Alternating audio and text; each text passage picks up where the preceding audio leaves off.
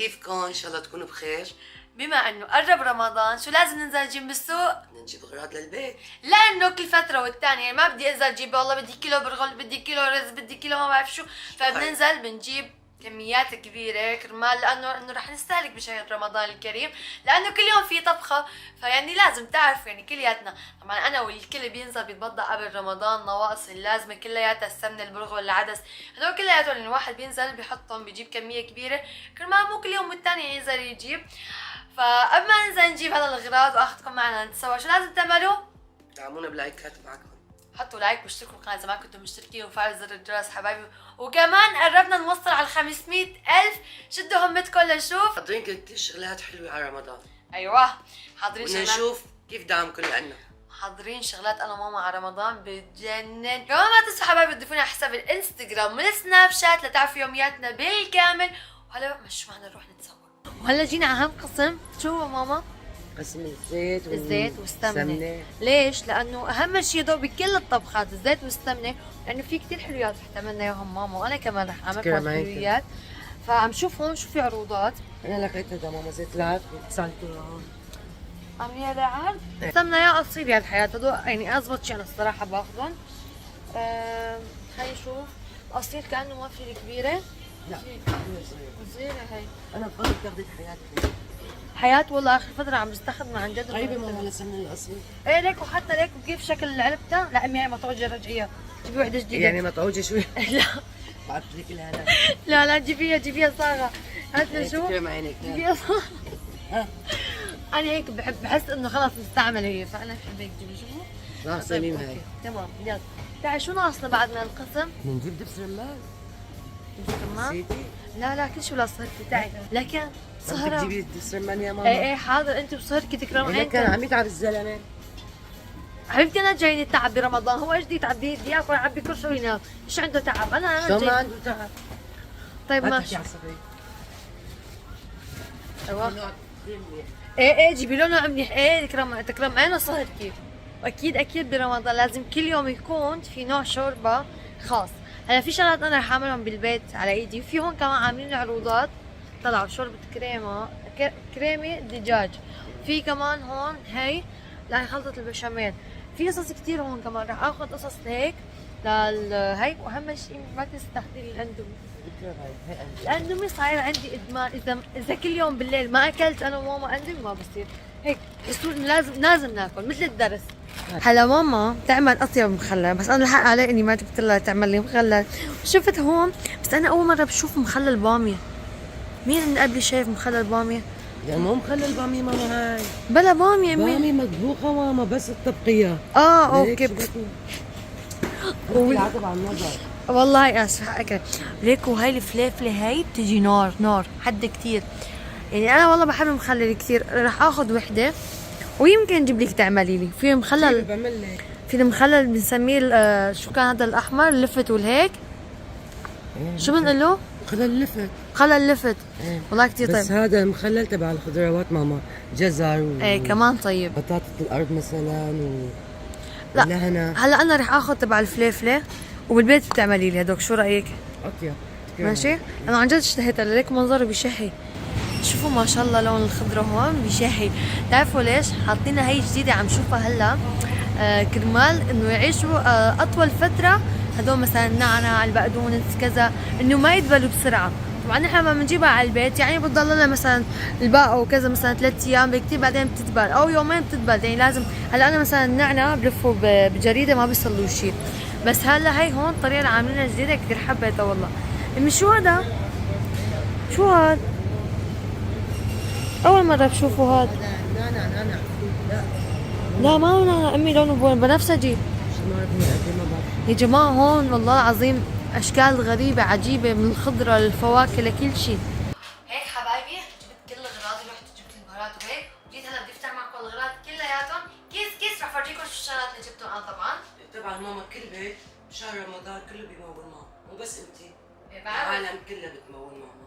ايه طبعا هاي المونه ان شاء الله تكفي لرمضان. بتعرفوا كل يوم طبخه ما شاء الله. نحن صرنا عيله يعني، انا وماما وبابا وريتشو ما شاء الله. ريتشو عن 4. خلونا نبلش. هلا هون هدول جبت لميرو شويه فواكه، هدول حطيهم بالبراد. بدي رتبها معكم كمان هالمرة لهون. انا ما قلت لكم انه امي بتعمل مخلل، فقلت خلص طالما انك مشتية عليه مشتية، فجبت انا اغراض المخلل كمان. رح تعمل لي شيب احمر، شيب شو ابيض قلتي لي؟ ايه مخلل ابيض. ايه رح تعمل لي كذا مخلل. بدكم اصور لكم فيديو عليهم كمان؟ لكم ماما عن جد طريقة بتعملها ماما. انا على فكرة ولا مرة عملت مخلل لا يعني لا احمر ولا ابيض، فما بعرف شنو هدول. خليهم عن جنب ماما. هذا الرز صنوعي. هلا ماما لما نزلت مع كارت البنك جابت منه، بس انه رح يلزمني كرمال هيك رجعت جبت كيس. كمان هذا الرز للمحاشي. ايه هذا للمحشي، هذا للطبخ والاكل يعني. هذا بيجي هيك حبته شوي صغيره يعني، انه قصير ما هو طويل.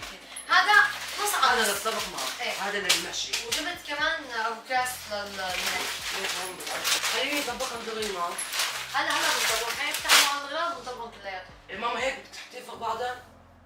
عاملين لي غرض تضبط لك اياها. جبت افوكاس كمان 10 كيلو، عندي كان ضال شوي من القديم، ما هيك جبت 10 كيلو، انا كل مره بجيب 5 كيلو، بجيب اول باول، بس لانه رمضان فجبت الكبير. خلص رح احطهم بالخزانه. يلا اوكي. هلا انا هون حاطه قدام ايدي، شايفين كيف؟ هون مثلا هذا فيه كيلو تقريبا هذا القطرميز، وحاطه وراهم قصص، اخر شيء الطحين والسكر والرز. هون حاطه قدام ايدي كمان. هلا المختومين رح احطهم فوق، فضيت على الاخر كان عندي تذكر طنجره الكبيره، انا ما بستخدم الا وقت المحشي هيك بالطبخات الكبيره، فقلت لشو اخذ مكان رح استخدمه كمان احط فيه المونه من فوق. هلا في شغلات ما دخلهم برمضان يعني، بس انه لانه ما ضل عندي منهم فجبت هاد انا وميرو وامي بناكل منه كرمال هيك جبت منتين. في شغلات لحظه بدها تجيب ظروف على الشوربه. فرجتكم اياهم. ايه جابت 3 علب اول شيء، بعدين علبتين بس كل علبه فيها 3. لما شفنا فيها عرض انه معه زبديه، قلت لا والله مع زبديه ازبط ماما. لا بس مو هاي الزبديه، هذا العصير. العصير اكيد مهم لازم. اكثر شيء برمضان بكثروا العصائر يعني، تمر هندي او مثلا برتقال، سوس لريتشو اللي انا ما بشربه ابدا، فكرمال هيك جبت هالمره عصير لانه انا يعني ما بحب السوس، فقلت انه انا بعمل شيء على الجلي. انا بستخدم الجلاي بس في امور يعني انا بجليهم عادي، مثلا فناجين القهوه راكو هيك يعني انا بجليهم عادي كرمال هيك يعني بستخدم سائل جلي. جيب مكعبات للجلاي بس يعني هذيك الصحون كاسات اوكي. بس مو شيء بنحط الجلاي. مو شيء بنحط الجلاي. هدول لازم نحطهم دغري على الكيس. جبت كمان بطاطا، جبت كيسين لانه انا بدي البطاطا لاميرو على الروضه كمان، وكمان برمضان بتعرفوا يعني المقبلات هاي. جبت كمان بازيلا دغري رح احطهم على الفريزر انا، وهاي عصير لاميرو كمان روضه كمان. جلاتين كرز انا كثير بحبهم عن جد، ومريم كمان بعملها بالبيت انا. اطيب شيء كرز. ايه احسن ما اجيب لها هدول هيك المعلبين يعني جاهزين. هلا الكريمه اللي صار فيني انا بحب جيبهم هي كريم ويب، بس اللي صار شفت هي عليها عرض اخذتها، جد لقيت انا الكريمه اللي باخذ عليها عرض ما اخذتها، فكرت حالي رجعت هي، طلعت انه اخذتها ما انتبهت. وحليبات سنوده اكيد ما دخلهم برمضان يعني، انه لازمني كرمال هيك جبت له مخلل. هذا انه رح تعمل لي ماما مخلل، ما تسمع الكلمه. قلت لها جيبي انا بعمل لك عليه. ليش اطيب هذا مشتهي؟ بتعرفي ليش؟ اليوم الغداء رح يكون اسلق بطاطا وبيض وجنبه مخلل. كله نعمه ماما. اكيد كله نعمه، بس انا ما فاضي اطبخ كرمال هيك يعني، فهيك اشتهيت عليه. بتعملي اكيد لا يعلى عليه، والله بتعمل امي مخلل دمار. هذول اكياس صغار كرمال الزباله. هاي هون دس بندوره عن جد لازمني، عندي 2 ولا 1 هون؟ عندنا 2 ماما. 2 وهدول 2. لازم كمان شيء لبس الرمان. اكيد ما انسى. هون جبت كمان معلبات، جبت فطر ودراج، جبت من كل وحده 2، بس انا ما بجيبهم كبار، بجيب يعني الوحده بتجي قطعتين. شوفوا كيف اضبط. ايه مشان استخدم على قد ما بدي انا يعني، مشان ما افتح العلبه الكبيره وما استخدمها كلها، فبجيب انه هيك يكونوا صغار. جبت درع وجبت فطر لانه بيلزموني يعني. اهم شيء الاندومي ما فينا بلاها ابدا. انتوا شو بتحبوا تاكلوا الاندومي؟ بالخضار ولا بالكاري ولا بالدجاج؟ لا انا بحبها بالنكهه الكاري. ايوه هاي انا عم بقول لكم عنها ماما. لما انا كنت عم بقول لكم انه بدي اجيب شوربه وكذا وهيك، فجبت العلبه كان فيها 3 ظروفه. اللي صار امي شافت هاد عاملين عليه عرض كمان ماما. ايه عاملين عليه عرض طبعا نحن. كيف رح تكسبي الزبديه؟ هذا ماشي يعني الزبديه في بقلبه زبديه كمان هيك، وهذا جاي 8 ظروفه. والله انا وامي انبسطنا على الزبديه. ليش الزبديه؟ كلياتنا هيك وحياة الله. طبعا الزيت جبنا كمان 10 تورة ماما ولا 9 هذا 9. جبت زيت هذا عشان يكون قدام ايدي وسهل الاستعمال يعني انه هيك خفيف على الايد، وجبت هذا الكبير اللي بيجي 9 تورة. شو بعمل؟ كل ما فضيت هيك بفضي من هذا كرمال يكون انه خفيف على الحليب لانه هذا ما شاء الله عن جد 9 كيلو فبيدي لي كتفي بعدين. والسمنه كمان. هلا السمنه جبت الحياه. هلا بالعاده انا اذا بلاقي مثلا قصير انه الكبيره بجيب، لقيت ما كان في كبيره جبت. ايه فلانه ما كان القصير كبير فجبت الحياه. الحياه كمان كثير مرتبه والله.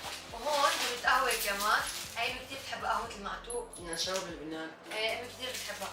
وهي كمان رقائق الجبنه. وهون كمان كثير جبت هاي كمان نعمل كنافه ام النارين. نحن بنقول لها كنافه، في عم تقول لها ام النارين، بتيجي هيك طبقتين من هاي شوفوا نفس الصوره. انا كثير بحبها والله ماما بتعملها غير الشكل بتنزل قالب. هاي باميه كمان. كمان جبت باميه كمان كانوا عاملين عليها عرض، والله عاملين كثير عروضات على رمضان. كان حليب. ايه جابت امي حليب نيدو. عمل رزق حليب مو بس لصهري طبعا لحفيدتي كمان. اها. لكن لبنتي. ماشي. بنتي غاليتي. انا بحب المهلبيه اكثر من رزق حليب. ايه بعمل كل الاثنين. ايه ليش لا عملي بس الصهر كيف بدك تعملي؟ لا للكل ماما. كمان سكر. جبت سكر في قصص بدي اعملها حلويات وهيك فرح يلزم السكر يعني. تحتاجي ماما. واهم شيء بالحلويات طحين. الطحين اكيد. هون كيس على الخضره ماما. ايه هاتي بندوره. اوكي. تعي عندي طعم مهلل من جهه. ملفوف. ملفوف هات كرمال شو عملتي مخلل وجزر.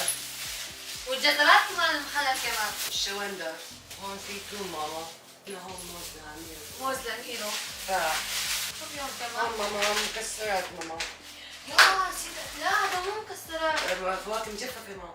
نسيت اجيب مكسرات. يلا ما بعرف سويت شو بيجيبون. انا بجيب معي لوز وعوجة هذول كمان مناسب هيك بجيبهم انا هلا لما جبت البهارات نسيتهم والله. جبت معي مشمش مجفف. جبت زبيب. جبت كمان تين. وقمر دين ماما. جبت قمر الدين بالمانجو وجبت كمان بالمشمش. هدول الدوري انت لانوش حطيهم بالصينيه هاي الخشبيه. كمان جبت تمر ما شاء الله على حبه التمر وطعمتها بتشل. شوفوا ما شاء الله على حبه التمر هاي ما احلاها. وطعمتها عسل وما هيك طري كثير عن جد كثير عجبني. ذوبان بالتمام. اي والله. هون جبت شويه زعتر، بسكويت لاميرو، نعناع. نعناع، زيتون اخضر، ايه هدول زيتون اسود. صح. لبنه، ورق عنب. جبت ورق عنب بجنن بجنن. قلت لها ماما جيبي كيلو جربي. ايه هذا جبته فلت. هذا اليركي على اساس. ايه جبته فلت هذا. فبدي اشوف اذا هو منيح ولا لا. بالطبخ ما بيبين. ايه اكيد. مين بيتذكر هدول البسكويتين؟ عن جد هدول البسكويتين انا كثير بحبهم. وهيك اطيب شيء تاكلوهم جنب المتة. شفت بقى حلو؟ قرفة. هذا حلو حاطه ماما. حاب هذا من الغلي الفروج وكذا كمان زنقة. فلفل اسود. فلفل اسود. ورق غار. ورق غار وجبت كمان اوريجانو زعتر اخضر يعني. ايوه. زعتر اخضر وقرنفل. كبش القرنفل يسموه. كبش القرنفل هذا. هذا شيء؟ لا. او الزعفران. هذول كانوا ناقصين انا من هي. التوابل. التوابل. حطينا نفس الكيس هلا بلفهم هي. عندي هون في بطاطا ولفل زنجبيل وثوم. الزنجبيل كرمال امي وريتشو بيشربوا زنجبيل وليمون. انا ولا بقدر اشرب الزنجبيل. هلا خلطت الاغراض مع بعض. هون هيك ترتبت هاي الخزانين تحت مثل ما هو ما غيرت شي فيهم. هون حطيت الاندومي مع العصير وفوق حطيت كل انواع الرز والطحين والسكر. هون عندي الحليب. طبعا هذا الحليب مسكر. انتو كتير بتدقوا عندي على الحليب. طعم العلبة مسكرة فما بيأثر بس افتحها اكيد بحطها بالبراد. وهون الكريمة. هون قصص كل شغله مثلا ما بتلزمني في قدام ايدي منهم. هون مثلا المعلبات بس يلزمني شي باخد. هون كمان هدول عندي قدام ايدي انا حاطهم هون بهذا الدرجة تحت الميكروويف. هاي الملوخية اللي جابتها ماما. يعني هون كل الشغلات مثلا ما بتلزمني ما بستخدمهم يعني كثير. انا من كل شي بحط شي قدام ايدي. طلعوا كيف مثلا النايلون تبع التغليف، ورق الزبدة، هذا كمان قصص الفريزة، يعني كل الكفوف مثلا كل شي بحط قدام ايدي. شايفين كيف؟ مثل الرز والسكر. والبراد رتبته هيك كمان. هاي ترتيبها على السريع. حطيت البيض كمان. جبت صفتين بيض لانه بيلزم يعني. هاي الفليفله وتحت حطيت هدول مجففين لسه ما فتحتهم طبعا. هيك ترتب البراد. هذا القصة بتتذكر شو كنت حاطه فيه؟ كنت حاطه فيه هون الكاسات بس بما انه نقلتهم عملته اللي هم مثلا نسكافيه وقصص قدام ايدي. هون حليبات الاولاد. طلعوا كيف مثلا حليب سد بجيب وحده صغيره قدام ايدي لانه الكبيره ما بصير تنفتح كل شوي والثاني كرمال هيك. هون حطيت الحليب. هون تحت النسكافيه. هون حطيت السمنة والزيت قدام ايدي. طبعا هاي السمنة القديمة اللي كان عندي وحدة فيها نصها فجبت وحدة تانية.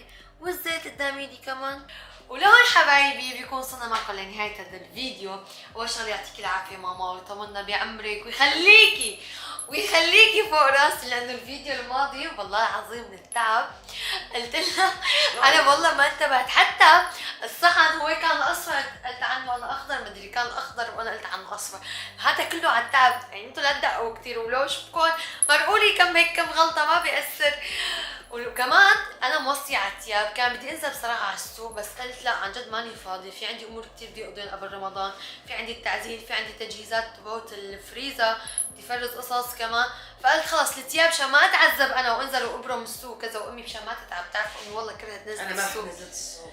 فامي كرمال هيك فانا وصيت، فناطره الطلبيه توصلني كمان، وصيت شغلات لماما وشغلات لإلي وشغلات للولاد بتجنن، فناطرتهم بس ليوصل ان شاء الله، يمكن يوصل قبل رمضان ب3 ايام ما بعرف امتى، يا 18 الشهر يا 19 الشهر، بهذا الوقت ان شاء الله توصلني الطلبيه، وراح اصور لكم فيديو كمان شو طلبت ستايلات جديده لإلي ولماما وللولاد. وكمان المخلل ما بعرف اذا امي حابه تعمل لكم فيديو عليه ولا لا، ما بعرف. علاش فيديو ما؟ لانه عن جد عندي فيديوهات كثير، فما رح اقدر اعمل لكم فيديو عن المخلل، لهيك ما بده شيء. رح اعمل حسابي السناب، فما تصدفوني حسابي السناب، رح احط لكم صورته كمان. في كثير عالم ما عم تعرف حسابي السناب، فهي صورته كمان تعرفوه، روحوا لعند على السناب شوفوا المخلل. المخلل في امور كثير، انا سهراتي انا وماما وكل شيء انه يعني تلاقوه على سناب شات. ما تنسوا كمان تضيفونا على حسابي الانستغرام لتعرفوا يومياتنا اكثر. هلا بدي لكم بحبكم كثير، بشوفكم فيديو جديد، ما تنسوا حطوا لها لايكات كثير تشجعوا الفيديو، لايكات، تشتركوا. لا لنا يا ماما والله انت الك تعب، هلا ما عم تساعدي كثير معي الفتره، تشتركوا بالقناه اذا ما كنتوا مشتركين، تفعلوا زر الجرس كمان يوصلكم كل شيء جديد. خلينا لكم باي باي. باي.